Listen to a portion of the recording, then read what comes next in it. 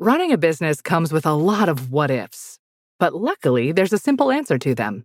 Shopify. It's the commerce platform behind millions of businesses, including Thrive Cosmetics and Momofuku. And it'll help you with everything you need. From website design and marketing to boosting sales and expanding operations, Shopify can get the job done and make your dream a reality. Turn those what-ifs into... Sign up for your $1 per month trial at shopify.com/special offer. Está começando mais um 8 e a Faixa, esse spin-off, um programa mais curto que pode ser assistido em vídeo aqui do Peladranet. Se você for no Spotify, exclusivamente esse programa pode ser assistido em vídeo. Estou aqui no meu escritório para falar com vocês sobre um único assunto, sozinho, como vem sendo os 8 e a Faixas de costume. E esse programa se chama 8 e a Faixa porque eu sou o Vidani, o número 8, aqui o meu copo do Vasco da Gama. E como capitão do Peladinha, eu estou usando a faixa também. E é o momento de mostrar minha bundinha pra vocês, porque, né, criei esse costume. É uma merda, mas eu vou mostrar minha camisa 8 aqui. Aqui, ó. Aê. E hoje eu tô com uma camisa do Vasco, meu time de coração. Todo mundo que ouve o Peladinha sabe disso. Porque eu vou falar sobre o Brasileirão que tá se encaminhando pra metade. Sempre que o Brasileirão chega na metade, a gente costuma fazer um episódio do Peladinha dando um panorama, né? Vendo quem vai brigar por título, quem vai brigar por Libertadores, quem deve passar um ano tranquilo, sem cair, sem brigar por nada, e quem vai brigar contra o rebaixamento. Mas já dá pra dar uma adiantada nessa discussão, nessa briga. Eu vou até colocando na tela aqui a tabela, conforme eu for falando sobre os setores aqui, dá uma... Nós estamos no fim da 17ª rodada, apesar que a maioria dos times, 11 dos 20 times, jogaram só 15 jogos até agora. Então, a gente tá chegando pra metade do campeonato, que seria na rodada 19, depois da rodada 19, é claro, mas faltam 4 rodadas pra alguns times, 3 pra alguns e só 2 pra poucos times. Acho que são 5 times que jogaram 17 jogos já até agora. E falando lá em cima, pra começar, eu quero destacar o campeonato que faz o Cruzeiro, que agora tá em segundo lugar depois da derrota claramente fora dos planos pro Ceará em casa. Mas esse Cruzeiro é um time muito sólido, muito consistente, né? Tá só com 3 derrotas no campeonato, é um dos times que menos perdeu. O time que menos perdeu, na verdade são 2, né? O Flamengo e o Mirassol tem 2 derrotas só. O Flamengo que pra mim vem se consolidando como principal candidato ao título nesse ano, não só pelo trabalho sólido que faz o Felipe Luiz desde o ano passado, pelo grande Mundial de Clubes que fez também, mas por conta das contratações das janelas, né? O Saul Niguez e o Emerson Royal, já foram apresentados, inclusive, são alguns dos nomes que vêm pra consolidar o Flamengo nessa briga. O Flamengo perdeu o Wesley, que foi pra Roma, um lateral direito selecionável, e trouxe um lateral que quando foi pra seleção só fez merda. Sim, o Emerson Royal só tem momentos péssimos com a seleção, mas um jogador de alto nível no futebol europeu já há algum bom tempo. Então o Emerson Royal, ele tem um nível muito bom pra disputar aqui no Brasil, pra ser titular absoluto e pra compor esse elenco do Flamengo que já era muito bom. O mesmo do Saul Niguez, dá pra dizer, né? Que, cara, um grande jogador, passou por vários times já, fez uma carreira muito bonita no Atlético de Madrid, jogou no Chelsea também, naquele título da Champions, e agora chega ao Flamengo pra compor esse meio junto com o Jorginho, junto com a Arrascaeta. Vem se desenhando um time muito poderoso, o Flamengo com muitas opções, como vem sendo nos últimos anos, mas agora parece com um poderio financeiro maior para competir com os grandes nomes que teriam mercado na Europa. Quem também venceu e se consolida na briga pelo título e tá recuperando no campeonato é o Palmeiras, né, que venceu o Grêmio por 1-0. E aí eu coloco 4 times que vêm provavelmente serão os times que vão brigar por Libertadores até o fim. Eu vou incluir o São Paulo também, 5 times. Vamos falar de Bahia, Bragantino, surpreendentemente o Mirassol, o Botafogo também, que tinha tudo para fazer um campeonato até melhor do que tá fazendo, mas tá se recuperando também nas últimas rodadas, já não perde já há uns bons jogos, né? E o São Paulo. Então é isso, Bahia, Bragantino, Botafogo, Mirassol e São Paulo, para mim são times que vão brigar pela Libertadores até o fim do campeonato. Parecem ser sólidos o suficiente. Vidani, você tá botando o Mirassol aí, você não é maluco? Cara, eu acho que tanto o Mirassol quanto o Bragantino, apesar do Bragantino estar numa péssima fase pós-mundial de clubes, tá? Perdendo muitos jogos e tal, fez um bom começo do campeonato, mas ainda acho que dá pra ficar ali naquelas posições de cima. Não acho que é uma tragédia o ano pro Bragantino, enfim, não acho que tá tudo jogado fora. São Paulo vem com um trabalho de recuperação muito interessante, com o Crespo, né? E o Botafogo, nem preciso falar nada sobre a qualidade do elenco. E o Bahia do Rogério Ceni é um trabalho espetacular mais uma vez, né? É um time que tá ali perto das cabeças, inclusive com 2 jogos a menos.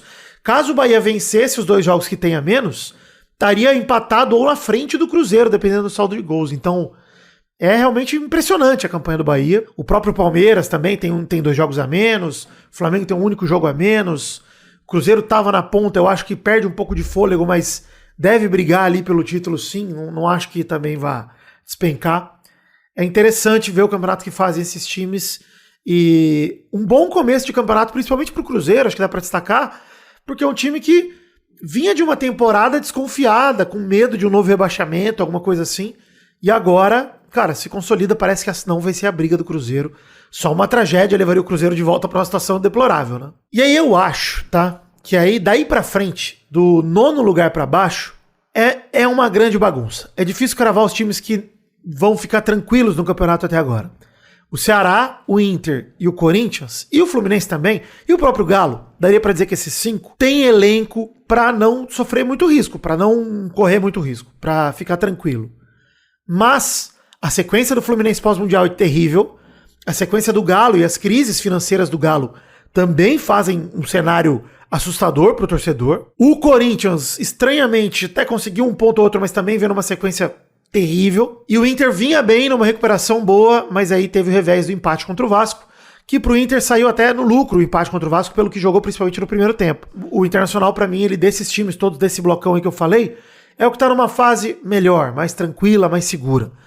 O ponto, né, o Ceará, vitória, vinha numa sequência de 3 derrotas, venceu o líder Cruzeiro fora de casa e ganha um bom fôlego também, né, pra não estar disputando lá embaixo. Aí, daí pra baixo, cara, vamos falar de Grêmio, Vitória, Vasco, Santos e Fortaleza. Desses times, eu acredito que 2 vão cair. Eu já vou considerar que Juventude e Sport já foram, tá?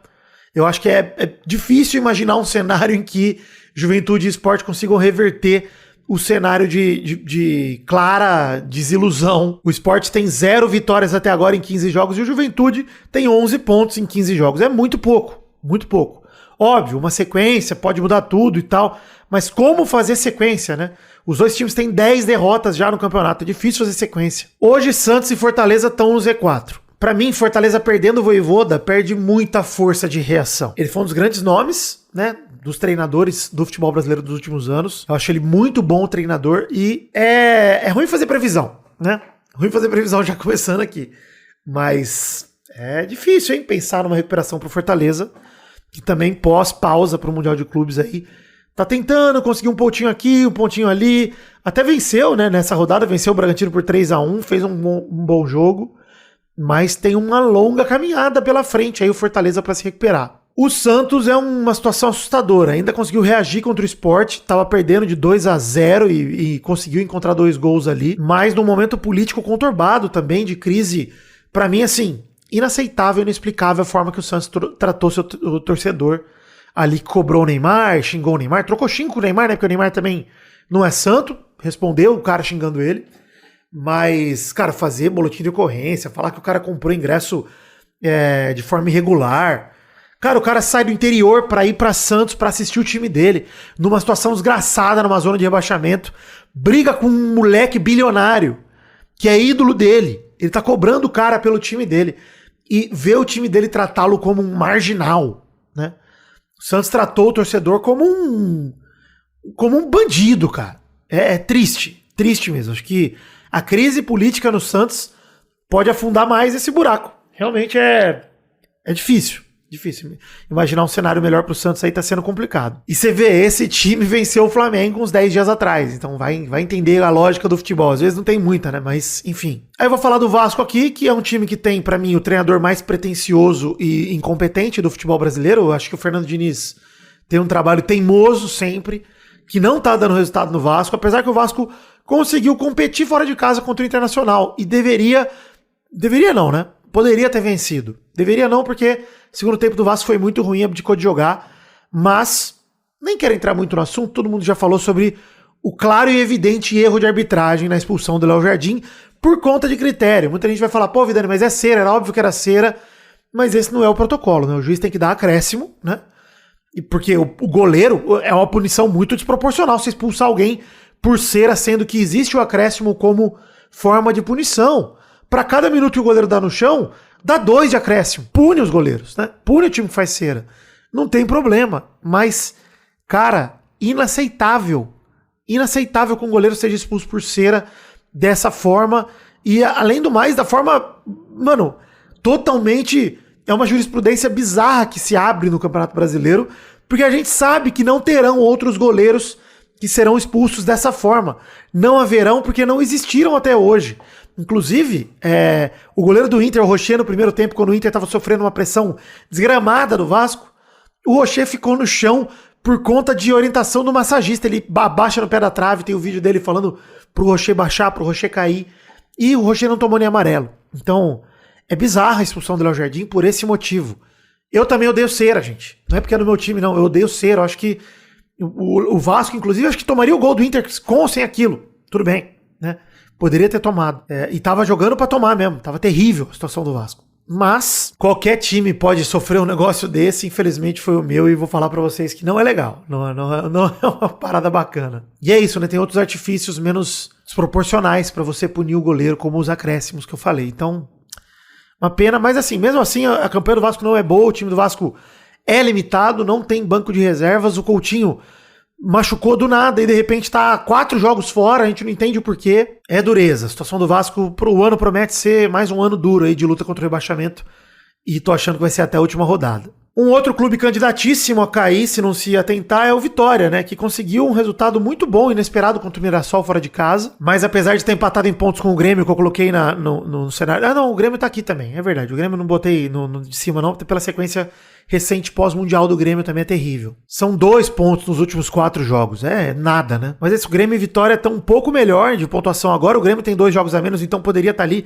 até acima do Ceará. Mas é difícil de acreditar que o Grêmio vá fazer uma sequência de vitórias também. Então, acho duro cravar quem vai sair dessa situação, quem vai ficar.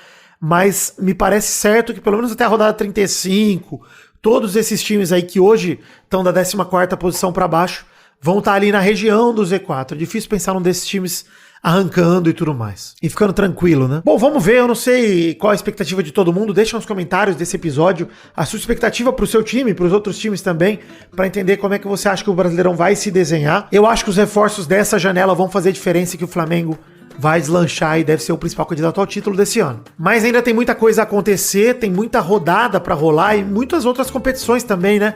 Copa do Brasil, Sul-Americana, Libertadores, muito time disputando muita competição diferente e pode impactar no andamento dos times para brigar pelo que eles têm a brigar no Campeonato Brasileiro. A grande vantagem do Santos, inclusive, na luta contra o rebaixamento, é ter só o Brasileirão para focar. Então, cada tempo de preparo vai ser um tempo totalmente dedicado. O Vasco também foi eliminado da Sul-Americana e tem essa vantagem agora de ter uma competição a menos, por pior que seja financeiramente, em relação a trabalhar o time, sabendo que não vai mudar muito a dinâmica do Vasco, que o Vasco vai acabar continuando com esse elenco, não vai contratar ninguém, deve ser isso aí. São 2 times que têm essa vantagem na luta contra o rebaixamento. E pode acabar sobrando para um Vitória, por exemplo. Eu acho que o Fortaleza tem muito que abrir o olho, porque pós-Voivoda, vida pós-Voivoda vai ser um grande mistério. Acho que a grande incógnita desses times aí vai ser o Fortaleza. Acesse o site no Peladinha, peladranet.com.br, tem link no post pra você acessar grupo do Telegram, redes sociais particulares, as redes sociais do Peladinha. Siga a gente, colabore com o nosso trabalho aqui, com os seus comentários. Tem também link para produtos do Pelada na Podcast Store. Lembrando que até o dia 31 de julho você pode usar o cupom PELADA10 no site da Iron Studios e garantir sua figura do Maradona, esse hominho aqui que tá na minha frente e que eu acabei de tirar da base sem querer. Deixa eu botar ele na base para mostrar ele direito. 10% de desconto nessa estátua maravilhosa do Maradona da Iron Studios com o cupom PELADA10. Olha aí que alegria. Ó o PIB, ó. Olha que bonito o PIB. E o cupom é nas figuras de esporte. Então, além do Maradona, tem do Anderson Silva também. Você vai ter 10% de direito de desconto nessas figuras. Inclusive, até dia 31 de julho, tá chegando aí. Quinta-feira agora é o último dia para você garantir a sua estatueta. Lembrando que agosto é dia dos pais, né? Várias comemorações legais. Você pode garantir uma estátua maravilhosa dessa na sua coleção. Para você que curtiu, colabore no financiamento coletivo. Temos o Apoia-se, o Patreon e a chave Pix. Ajude com o que couber seu orçamento a partir de R$1. O link tá na descrição também, mas tá no nosso site peladranet.com.br. Você pode entender as metas, as recompensas. Inclusive, o ouvinte que paga R$300 grava com a gente o Peladinha tradicional, já que sai toda quinta-feira. Então, vai lá no site do Peladinha e, por favor, ajude com o que couber no seu orçamento. Me ajude a analisar o Brasileirão nesse momento que tá chegando na metade. Deixe nos comentários as suas impressões sobre o campeonato. Um beijo, um queijo. Fiquem com Deus e até a próxima, né? Tamo junto, alegria. Valeu por acreditar no Peladinha, valeu por ficar por aqui. Tamo junto.